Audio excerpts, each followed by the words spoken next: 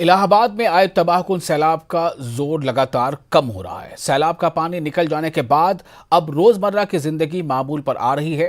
संगम किनारे वाक़ा कदीम लेटे हनुमान मंदिर के कपाट 15 दिनों बाद अकीदतमंदों के लिए फिर से खोल दिए गए हैं।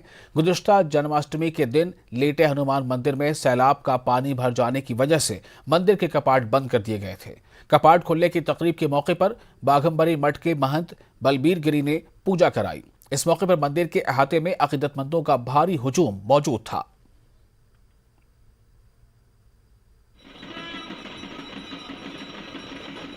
आज आम जनमानस के लिए मंदिर के पट खोल दी गई है। आपने देखा है कि जन्माष्टमी के दिन हनुमान जी महाराज शयन की ओर चले गए थे। इन 15-16वें दिन तक जो हनुमान जी महाराज का रहा है, विश्व कल्याण है तो प्रार्थनाएं की गई इस बीच में। और आज का विशेष रहा है कि वैदिक परंपरा के अनुसार आज हनुमान जी महाराज का महाअभिषेक किया गया।